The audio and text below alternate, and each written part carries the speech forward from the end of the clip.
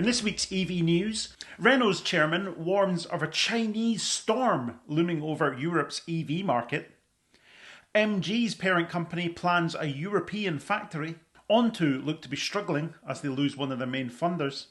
Mercedes become the latest car maker to adopt Tesla's charging standard in North America. And the Dacia Spring is finally confirmed for UK sales.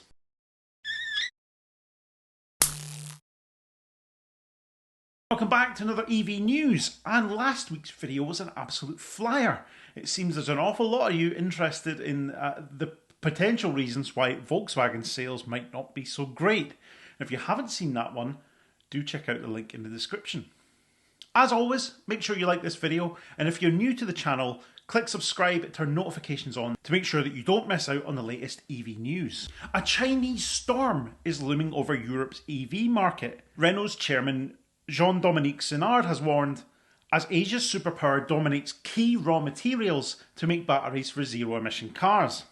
You remember from a couple of weeks ago, we actually talked about this being a potential issue here in the UK, where Chinese battery manufacturers seem to be the only ones actually interested in opening factories here to supply car factories. China's recent decision to restrict exports of two materials, gallium and germanium, used in semiconductors and electric vehicles, should raise red flags for European leaders, Senard said in an interview. When I talk about a Chinese storm, I'm talking about the strong pressure today relating to Chinese EV imports into Europe, he said. We are capable of making electric vehicles, but we are fighting to ensure the safety of our supplies, he said, adding that China's EV industry and supply chain for raw materials has resulted from years of investments that would cost billions to replicate today. China's export restrictions are escalating a technology war with the US, potentially causing more disruption to global supply chain, and Europe finds itself stuck in the middle, compelling it to look for alternatives in the worst case scenario. The development of alternative fuels like synthetic e-fuels or hydrogen would be crucial in the event of a sudden shortage of raw materials, according to Senard. As any careful manufacturer would do, we are looking for alternatives to avoid paralysing the country if, for example, we run out of batteries. Now, I think there's a little bit of scaremongering here, and it seems actually a little bit targeted to allow the synthetic fuel or hydrogen agenda to be pushed a little bit. But he does make a valid point.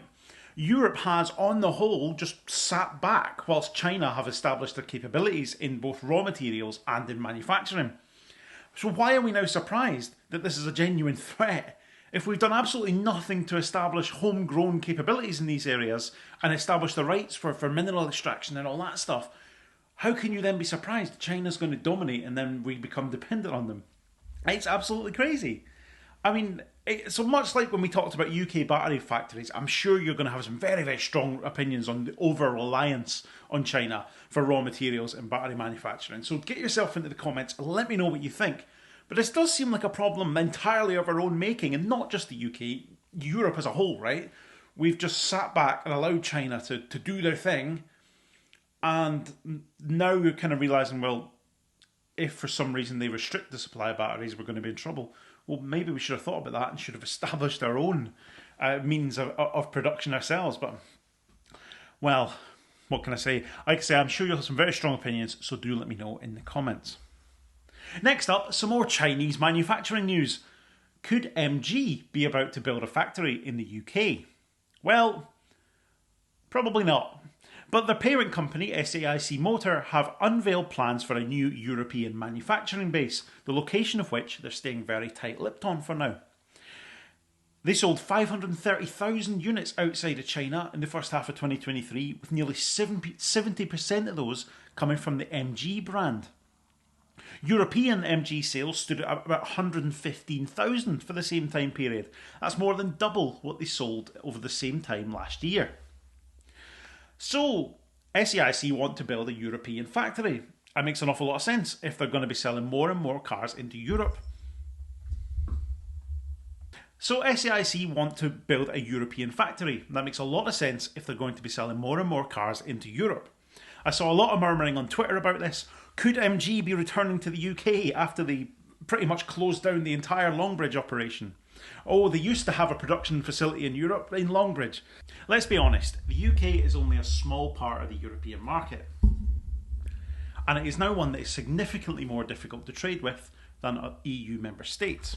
So, what do you think? Will we see MG return manufacturing to the UK, or will they pick somewhere cheaper and easier elsewhere in Europe? Well, I know what my money's on. Got a special guest in today's news. Not sure she's going to add too much to the conversation. Next up, some sad news now concerning Onto, the monthly electric car subscription service. If you're a regular viewer of the channel, you'll remember that I had an Audi e-tron and then a Q4 e-tron from them towards the end of 2021, and on the whole I was a very satisfied customer. The service I thought was brilliant, and all things considered, it went very well. Legal & General, one of their major shareholders, has decided not to provide further funding to the business, leaving it on a knife edge with restructuring firm Alex Partners understood to be drawing up contingency plans for a potential administration. Legal & General injected £22.5 million into the firm as recently as May and June, trying to keep it afloat. They led a $60 million funding round almost exactly a year ago, saying at the time that Onto was an ambitious company with talented management that would play a vital role in accelerating transition to electric vehicles. It's unclear the scale of this new funding requirement, although it is said to be substantial. The company is understood to have been hit by the dwindling value of electric cars, with its borrowing secured against its fleet. Now, that last statement I'm a little bit unsure about. I know that quite a lot of their fleet was on terms where they're essentially leased from manufacturers and then rented out to people. Just like pretty much every other big self-drive hire company, that tends to be how they operate. So I'm not 100% sure that the liability of the falling used prices would be entirely on their head. I would have thought the manufacturers would have had a bit to bear there as well. So it does seem a bit odd to me. But it could, of course, have impacted their ability to raise further funding. We're not seeing other firms with sizable EV fleets having these issues.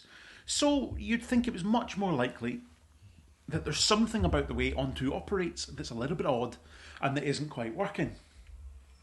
Regardless, it'll be very, very sad indeed if they do go under. Subscription services, I think, are very, very useful for those that either can't commit long term or simply don't want to, because they offer a really good opportunity for you to try out a number of different models before committing to having one for a longer term. So here's hoping that someone steps up to rescue Onto and turn them around, because losing one of the biggest firms in this subscription space would be bad news for everyone, I think. Now it's time for Used Bargain of the Week. You weren't so convinced by the X-Demo Ami last week, so let's see what I found on AutoTrader this week. This 2021 Renault Zoe has to be the pick of the bunch for me this week. £12,500 with just over 13,000 miles on the clock from a Renault main dealer. It seems there's actually quite a few of these in the R135 iconic spec that are popping up around Renault dealers around the country, and they've got that all-important DC rapid charging option. Part of me wonders if these might actually be ex-Onto cars, because that seems very similar to the spec that they were offering on the Zoe, and it's possible these being a 71 reg cars, they're probably at the age where they'd be leaving their fleet. But they're very low mileage, so I don't know, maybe not. But they've probably just come off hire from somewhere, because they've got a sizable amount of them in the same spec and they're now dotted around the country. And it seems like really good value to me. The battery owned, they're knocking on the door of 200 miles range. It's fairly proven technology, and before you kick off at me about Euro NCAP in the comments, as far as I know, the main issue that got the NCAP score quite so low for the Zoe was that an airbag had changed on the model that was tested, so it was less effective. But as far as I know, that only applies to the very, very basic model of the Zoe, not this one. So therefore, the safety concerns probably aren't quite as bad as you might think. So what do you think? Would a used Zoe be your cheap used bargain of the moment? I certainly think they're becoming very appealing indeed. And if ZE50s are getting this cheap, I'd imagine that means the older models will also be declining a little bit as well. So no matter what sort of budget you have, the Zoe might well be a good option. And in fact, I can see it featuring in one of the used market review videos very shortly. If you missed last week's, it was on the Hyundai Ioniq, and there's a link to that in the description. More North American charging news next, which, if you watched last week's video, you'll be thinking is becoming a bit of a regular feature. Well, Mercedes have become the latest manufacturer to adopt Tesla's NACS, the North American charging standard, ditching CCS1 and opening access to the Tesla supercharger network in the process. They announced that their customers will be able to use Tesla superchargers from next year, and that they will be fully on board with the charging standard by 2025. What I find a little bit odd about this, right, is not so much the Tesla announcement. I think a lot of people see that this is inevitable now, that pretty much every manufacturer are going to do this in North America because, well, you don't want to be the only one that doesn't allow access to superchargers. But Mercedes are also saying they're going to build their own charging network, accessible to a wide range of EV drivers, and they plan to open more than 2,000 charging hubs of their own brand before the end of the decade across North America, Europe and China. I'm not sure we need more car makers building their own charging networks, but at least this tie-in with Tesla shows that Mercedes might well be less bothered about it being exclusive, and they're going to build something that's actually open to everyone. They're the first German car maker to announce that they're adopting NACS, joining Ford, Rivian, GM and Volvo in redefining what EV charging is going to look like in North America.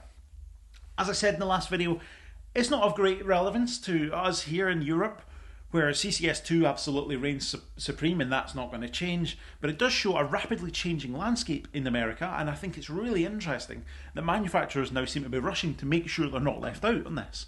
So, I mean, you think Tesla have played a bit of a blinder here. Apart from maybe some of those concerns that some Tesla owners might have about losing their exclusivity, this has to be a good thing long term for investment in the supercharger network and growing it to be even better than it is now. And finally, some really big news from Dacia. They have confirmed that the Spring, their small, affordable EV, and the only one that the brand currently produces, will come to the UK in 2024. It's been available in Europe for a couple of years now, with little word of a UK release, but it seems Dacia have finally seen sense on the matter. Details are a little bit thin on the ground at the moment, and I've seen some conflicting reports on whether it will actually be right-hand drive or not.